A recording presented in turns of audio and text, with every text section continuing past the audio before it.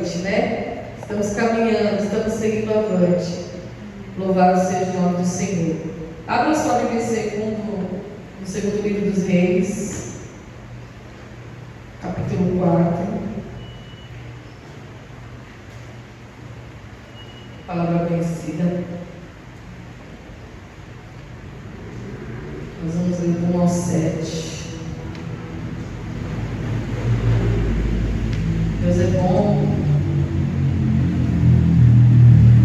Aleluia. Segundo livro dos Reis, capítulo 4.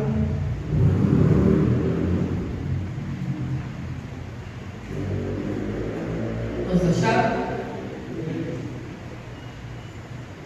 Hoje eu estava conversando com os missionários, né, que estavam lá em casa, e aí a gente estava falando sobre a palavra de Deus, tirando algumas dúvidas, né? E aí eles estavam perguntando um monte de coisa para mim. E aí eu peguei aqueles livros de teologia que eu tenho, quando eu fiz a teologia, e aí fui pegar um que tem o tema de missiologia, né? Aí emprestei para te ler, depois ela me devolve, porque é coleção, né? Então eu só fazer a coleção. E aí eu fiquei lendo assim, eu lembrei da época lá do quadrilátero, né? Que a gente fazia aqueles cultos de ensino e depois eu dava provinha, né? Todo mundo ficava nervoso com aquela prova. O Elias chegava a passar mal, né? Aí eu comecei a lembrar, eu pensei seriamente em voltar a dar, né, os temas. A gente estudou sobre os anjos, depois sobre a teologia da salvação, né? Aí vamos ver aí que Deus prepara para a gente voltar com as provinhas aí, as avaliações, que é bem emocionante, né, gente? Amém?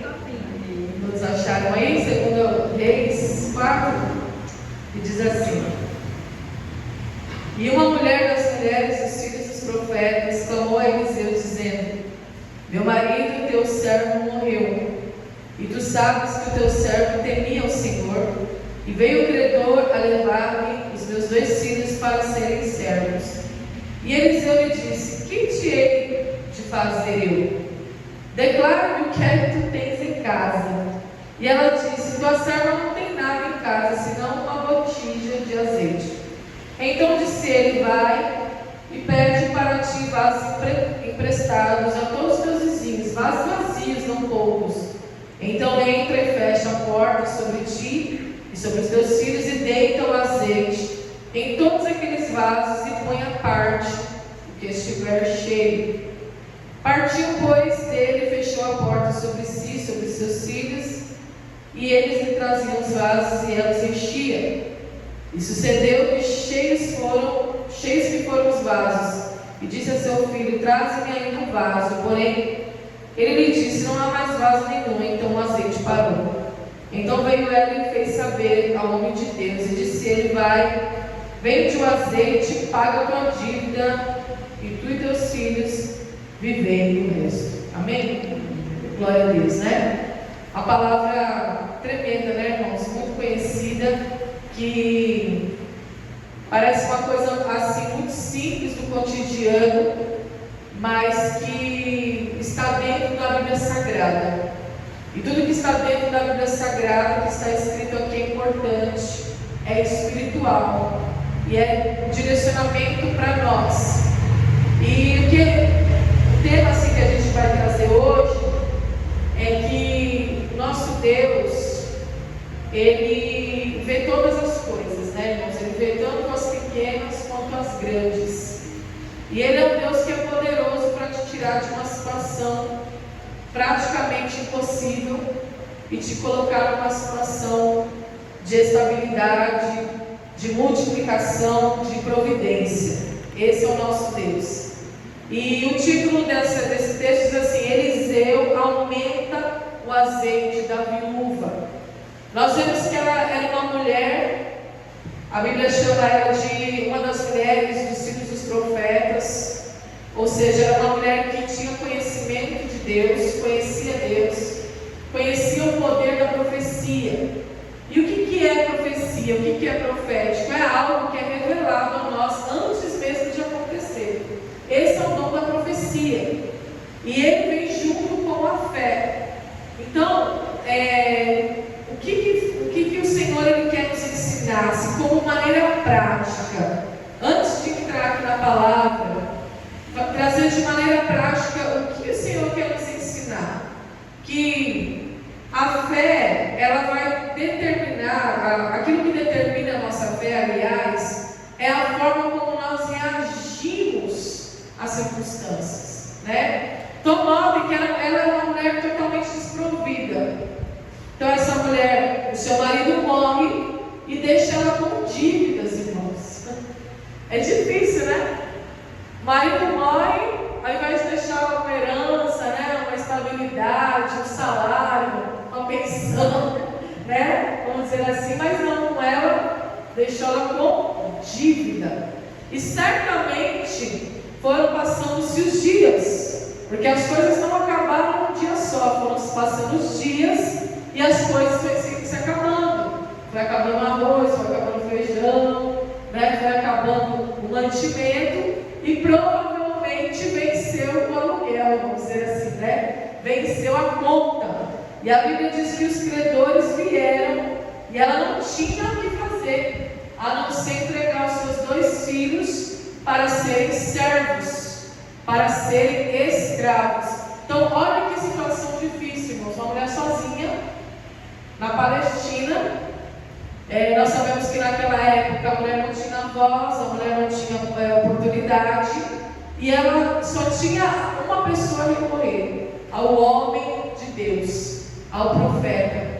Se ela recorreu ao profeta, isso sinaliza o que, irmãos? Que ela ainda tinha fé para acreditar na profecia, ainda que a realidade delas fosse uma realidade dura. Talvez ela olhasse para aquela situação como se sem saída. Sabe quando a gente entra na rua e está sem saída? Ela estava sem saída.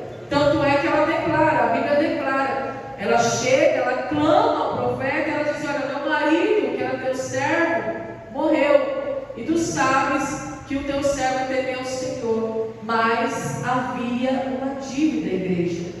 Havia algo pendente. Então, mesmo sendo servo do Senhor, ele tinha deixado algo pendente. Talvez propositalmente plano de Deus. Talvez propositalmente um plano de Deus para que ela pudesse vivenciar, experimentar o dom da fé. E crer que verdadeiramente Ele é um Deus que faz milagre. Ele é um Deus que muda a história, igreja. Ele é um Deus que muda a situação. E é tão tremendo, irmãos, que a conversa foi uma conversa muito prática, né? Não foi nada assim muito elaborado. Ela chega, ela conta a situação e ele diz: que te hei eu de fazer? Ou seja, o profeta mesmo, ele vê que a situação é uma situação tão difícil que ele pensa: o que eu posso fazer por você? Eu posso pagar a sua dívida. Então, declaro que você tem casa. E a Bíblia diz que ela fala: eu não tenho nada senão uma botija de azeite. O que eu quero dizer para os irmãos, né, que nós aprendemos essa palavra, é que Deus, Ele gosta de trabalhar com aquilo que nós temos, igreja. Deus ama trabalhar com aquilo que nós temos, irmãos, porque é aí que surge a fé. Então ela está diante de um homem de Deus, um profeta, alguém que tem a revelação antes do fato acontecer. Então ela teve a direção certa. Então o que acontece? Na hora da dificuldade, qual que é o segredo? É a forma como eu reajo à circunstância, a forma como eu lido com a circunstância. Ou eu reajo numa forma de fé, indo em direção ao caminho da fé, ou eu fico estagnado. Ela poderia parar, deixar levar os filhos e depois morrer de depressão, de solidão, ou ficar doente numa cama, mas ela teve um direcionamento e ela foi guiada pela fé. E a Bíblia diz, irmãos, que ela não era uma mulher leiga, uma mulher que conhecia. Pois bem, tem algum leigo aqui? Não, não tem. Todos nós conhecemos a palavra de Deus. Todos nós aqui estamos sendo alimentados pela palavra de Deus e não é de hoje, né? Não é de hoje. Então, quem tem a palavra tem direcionamento, tem profecia, não se corrompe com a circunstância, mas anda pela fé, pega o caminho da fé, vai em direção à fonte. No primeiro momento, ele diz assim: o que hei eu de fazer? Como eu posso te ajudar? Mas ele era um homem de Deus. Ele diz: declara-me o que tu tens em casa. Então ele dá o que? Uma solução. Ele dá a solução, mas quem faz é ela. Ele dá a solução, ele aponta o caminho, mas quem toma atitude, quem põe a mão na massa é a mulher, é a viúva. Ela, não só ela, como os filhos, igreja. Olha que coisa tremenda. Essa mulher poderia ir lá e fazer tudo sozinha, mas ela envolve também os filhos. E isso fala do que, irmãos? Da família, fala do corpo de família, do propósito de Deus. Então tem coisas que Deus vai permitir nas nossas vidas para que a gente possa trabalhar em conjunto, para que nós possamos trabalhar juntos, porque a Bíblia diz que ela manda os filhos ir buscar os vasos. Isso é muito interessante dentro do texto. Isso mostra, irmãos, que verdadeiramente, quando nós estamos passando uma situação de necessidade, uma situação de dificuldade, é necessário comunicar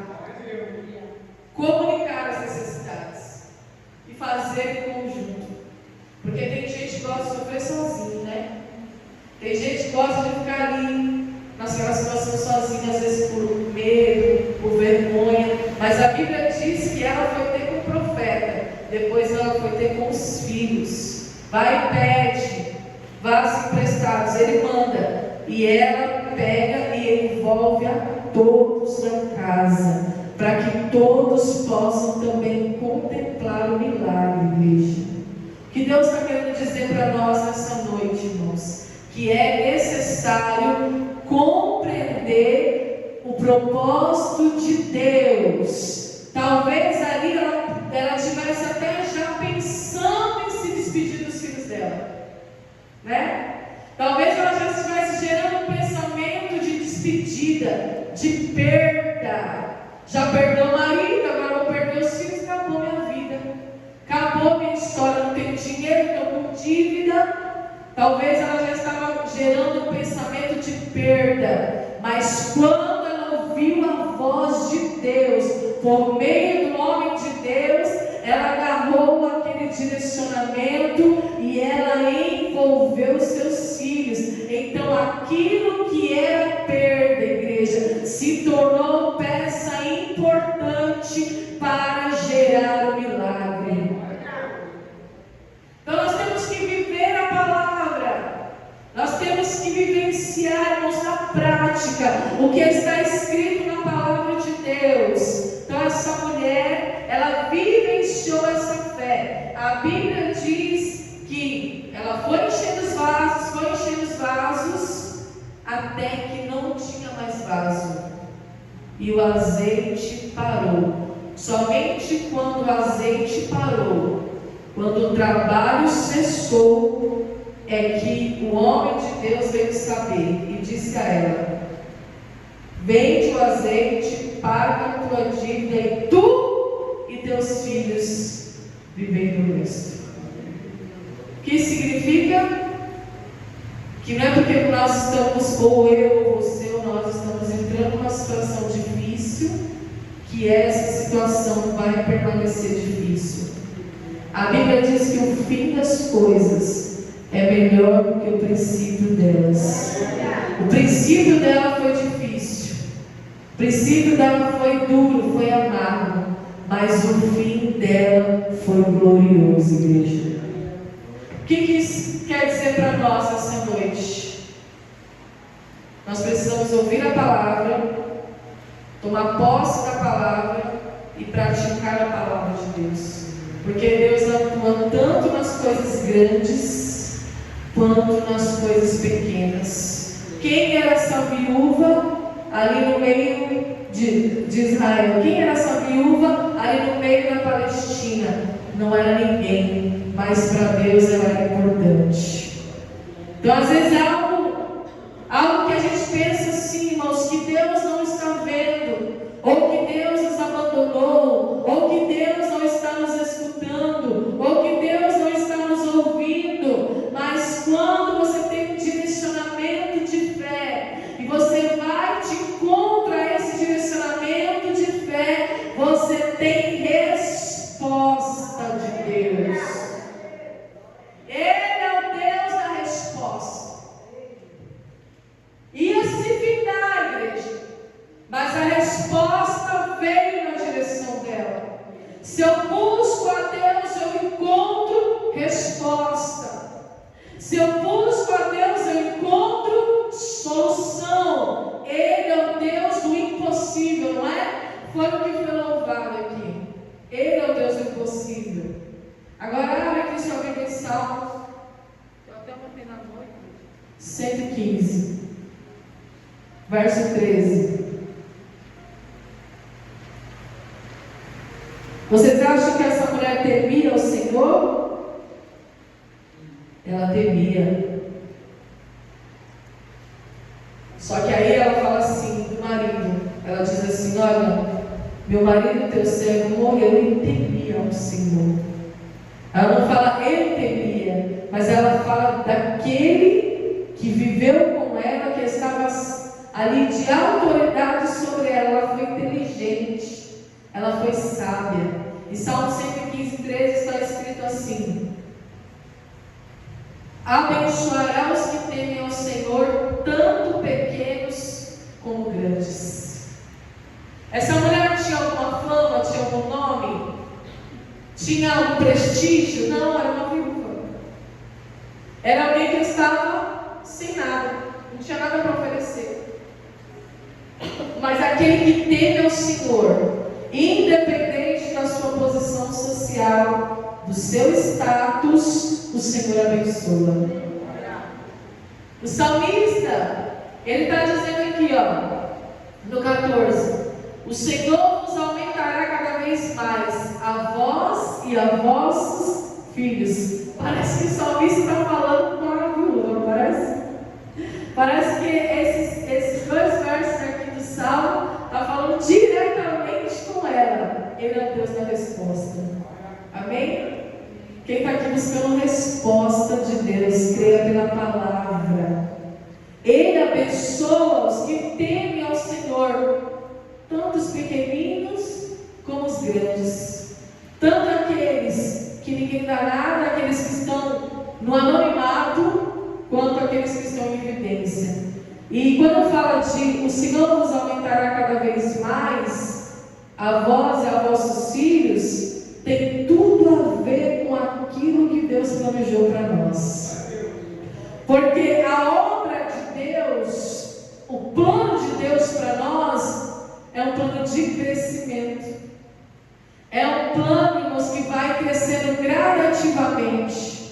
Não é um plano que fica parado, estagnado ou que retrocede. Não. O plano que Deus tem para a tua vida, para a vida da igreja, para a nossa história, é crescente, é de aumento, é de crescimento, é de abundância. Lembra quando eu falei até para vocês lá no livro do Apocalipse, que ele vai se repetindo, mas sempre com um detalhe a mais? Que até falei do paralelismo progressista, lá progressivo. Então é mais ou menos assim, só que a gente não vive paralelo, mas a gente vive progresso. Porque eu não quero voltar à mesma prova do passado, para ter um paralelo do primeiro tempo e do segundo tempo. Não é isso que a gente quer, amém? Mas a gente quer o progresso. Nós queremos esse progresso. E isso a Bíblia nos mostra que é plano de Deus. E não só para mim, mas para os meus filhos, para a minha descendência. descendência, para a minha posteridade, para a minha casa.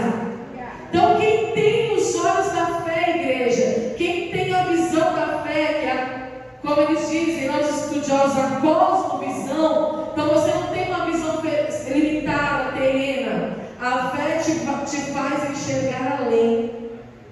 Foi isso que o profeta falou. Você tem o quê? Uma botija de azeite. Então, pois vá e pega vasos, não poucos, muitos, porque o Senhor vai aumentar o teu azeite, o Senhor vai aumentar a tua renda, o Senhor vai aumentar o teu recurso, o Senhor vai aumentar a tua condição, igreja. Ele aumenta, igreja. O Senhor nos abençoa aumentando a nossa condição. Você crê nisso? Por que Ele aumenta? Para que você viva, para que você abunde, para que você ajude, para que você contribua, para que você seja uma peça no reino, uma peça para o reino, de trabalho, de obra, de utilidade, de função. Eu não tenho dúvidas que essa mulher, por onde ela passava, depois que o Senhor aumentou, multiplicou, fez o milagre, essa mulher ela foi vista com outros olhos. Ela foi notada de uma maneira diferente. Não porque nós queremos ser notados, mas porque nós resplandecemos a glória de Deus, igreja. Nós vivemos para a glória de Deus. Nós vivemos para isso, para que o nome dele seja glorificado. Então, quando o Senhor nos abençoa, é o nome dele que é glorificado. É o nome dele. Amém? Agora vamos lá em Romanos. O pastor gosta, né? E é justamente o que ele gosta. 8, é isso? 8:39. Então, o pensamento que nós temos que sair daqui nesta noite, irmãos, é um pensamento de crescimento. Se você olhar para trás, você vai ver o quanto você cresceu. E a tendência é você crescer mais e mais. Em graça, conhecimento, em estatura, em coisas materiais, em coisas espirituais. Romanos 8, 30.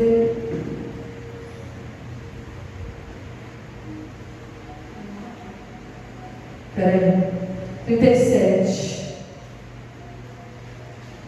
Mas em todas estas coisas somos mais do que vencedores por aquele que nos amou. Diante da tribulação, da angústia, da perseguição, da fome, da nudez, do perigo, da espada. Em todas estas coisas somos mais. Está vendo a palavra mais? Ele faz aumentar, ele põe mais. Então Deus gosta de fazer mais. Ele gosta. É ou não é? Olha quanta coisa ele fez, igreja. Olha o universo que ele fez. Lá na criação, né? Nós vemos que ele fez. Aí ele olhou, viu que era bom. Aí veio o segundo dia, ele fez mais. O terceiro dia, ele fez mais. No quarto dia, ele fez mais. No quinto dia, ele fez mais. No sexto dia, ele fez mais. Só no sétimo, ele descansou da sua obra para contemplar tudo que ele tinha feito. Então, o nosso Deus é o Deus que faz mais. E a Bíblia diz em Efésios que Ele é poderoso para fazer infinitamente mais. Mas Ele vai fazer se eu ficar parado, chorando, murmurando no canto? Não, Ele não vai fazer. Ele vai fazer quando eu for atrás daquilo que responde Ele. E o que responde Ele? Ele é o Deus de resposta, mas Ele só responde fé. Aleluia. No momento que ela procurou o profeta, ela já teve fé. No momento que ela buscou Eliseu, igreja, ali ela já partiu com o instinto de fé. Eu não tenho nada, mas ainda tenho a fé, que é o firme fundamento das coisas que se esperam e a certeza daquilo que eu não vejo. E Então a fé, ela vem junto com a profecia. E a profecia, quando você agarra pela fé, não tem outro caminho a não ser se cumprir e se concretizar. Diante de todas as coisas, nós não somos vencedores, nós somos mais do que vencedores. Mais. Então, diante da angústia, ele tem o que? Consolo. Diante da tristeza, ele tem alegria. Diante da fome, ele tem fartura. Diante da nudez, ele tem vestes novas. Diante de todas as coisas, diante da injustiça, da perseguição, da calúnia, da injúria, ele tem o que, irmãos? A recompensa, uma coroa de vitória, uma coroa de justiça, a coroa da vida. É isso que ele tem. Então, nós já somos coroados. Você já é coroado, você já é vencedor. A partir do momento que Cristo morreu na cruz, a partir do momento que Cristo satisfez a justiça de Deus, da cruz do Calvário, Ele já nos coroou. Amém? Você já tem uma coroa, você já é coroado, você já é vencedor. Você só precisa crer, tomar posse. Porque foi isso que aconteceu com ela. Deus tirou ela da vergonha, do opróbrio e deu dupla honra. Ela pagou a dívida e viveu do resto. Dupla honra, ela foi coroada vitoriosamente. E é isso que Deus tem para a tua história. Amém, igreja? Toma posse dessa palavra, mas toma posse de verdade. Quando vem a dificuldade, lembra da palavra, pega a Bíblia Sagrada, abre, lê a Bíblia, ora, não chore, não lamente, mas busque a fonte. Não chore, não lamente, não se entregue ao destino, mas busque o poder de Deus, que vem pela palavra, pela Escritura, pela Bíblia Sagrada. Então esse está o segredo. Hoje nós não temos ali um profeta como antigamente, mas tem o dom da profecia. Você abriu a Bíblia, aqui já tem a palavra revelada para a tua história. Tem intimidade com Deus. Busca essa intimidade, busca entrar dentro do quarto e fechar a porta, porque dentro do quarto, com a sua porta fechada, você vai contemplar o milagre acontecer. Isso aconteceu comigo várias vezes já, igreja, inúmeras vezes. De orar dentro do quarto, de porta fechada, e logo em seguida o milagre acontecer, a providência chegar, a honra chegar. Então é isso que Deus faz, irmãos. Amém? Vamos colocar em pé, vamos orar. Louvado seja Deus. Hoje a palavra é simples, mas com direção. Nosso Deus é um Deus de resposta. Glória a Deus. Feche seus olhos com gentileza. Vamos clamar aqui, fazer uma oração. E eu creio que o Senhor, Ele vai abrir essa porta, viu? Está fechada. O Senhor, Ele vai destravar esse caminho. O Senhor, Ele vai lançar por terra essas correntes, essas cadeias, esses embaraços. Muitas vezes essa tristeza na alma, essa angústia, essa ansiedade, esse desânimo, essa falta de esperança. Deus Santo, Deus bendito, Pai de poder e glória. Senhor, nós oramos aqui como igreja, Pai, como corpo de Cristo, Senhor, diante da Tua palavra, Senhor. Nós ouvimos a Tua palavra e cremos, Senhor, pela fé, meu Deus, que o Senhor é um Deus de resposta, o Senhor é um Deus de milagres, Senhor. O Senhor é um Deus de promessa, o Senhor é um Deus de aliança. O Senhor tem muito mais além do que imaginamos, Senhor, abundantemente mais, porque nós vimos a Tua palavra, Pai, e a Tua palavra é fiel e verdadeira, ela se cumpre, Senhor, sobre as nossas vidas.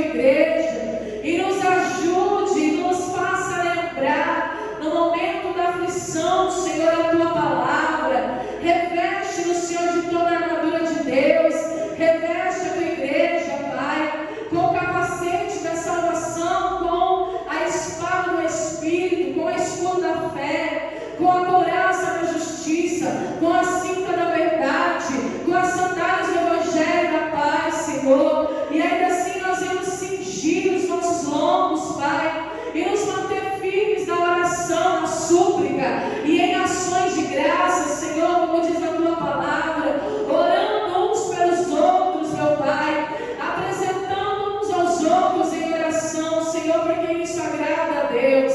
Pai, em nome de Jesus eu te peço, Senhor, acrescenta-nos a fé, Senhor, como essa mulher foi sábia, essa mulher teve um direcionamento do alto, essa mulher não se entregou à sua situação, mas ela viveu um novo de Deus, ela viveu uma nova história, um novo destino foi traçado sobre a vida dela, Pai, e assim também nós queremos, meu Senhor, viver essa nova história, Pai. Nós queremos viver o novo de Deus, a abundância. Esse é o ano do crescimento, meu Pai, e eu creio, meu Deus, que há crescimento para os teus filhos, há crescimento para a tua igreja, tanto material quanto espiritual, ministerial. Deus, em nome de Jesus, Pai, que o Senhor faça ter em nós, meu Pai, essa profecia, essa palavra, meu Deus, que o Senhor faça ter em nós, meu Pai, que o inimigo da nossa alma e nem as circunstâncias venham roubar essa semente, porque essa semente é poderosa. Deus, em nome de Jesus, meu Pai, eu te peço, Senhor, abençoa os teus filhos, Pai, ajuda eles, Pai, no momento da dificuldade, para que eles possam combater, Senhor, o bom combate da vida, que eles venham combater, Senhor, de maneira espiritual, meu Pai, em nome de Jesus, Senhor, nós entregamos a Ti, meu Pai, nossa vida, nós consagramos a Ti nossa mente, nosso coração, nosso pensamento, nossas atitudes, Pai, nos ajuda, Senhor, nessa noite, nos ajuda a andar por fé, a caminhar por fé, dá-nos, Senhor, o dom da fé, meu Pai, para que possamos Te agradar neste lugar, Senhor. Eu abençoo, Senhor, a Tua igreja, Pai, peço a Tua bênção, a Tua igreja nessa noite, meu Pai, e Te agradeço pela Tua palavra e por esta oportunidade, em nome de Jesus, amém? Aplauda o Senhor. Glória a Deus, palavra abençoada, né, gente? Amém. Pai amado, Pai querido, diante de Ti, Senhor, agradecemos mais esse culto, Deus Santo Poderoso. Nós sabemos, Senhor, que essa mulher, ela pagou as dívidas dela e ela viveu o resto. Nós também, Senhor, vinha ter para pagar nossas dívidas e para sobrar, Senhor, para nós vivermos o resto como ela viveu também. Amém? Amém. A igreja coloca a mão para frente. Que o grande amor de Deus, que a comunhão de nosso Senhor Jesus Cristo, as doces consolações do Espírito Santo, esteja para sempre no meio de nós, até que Ele volte. E toda a igreja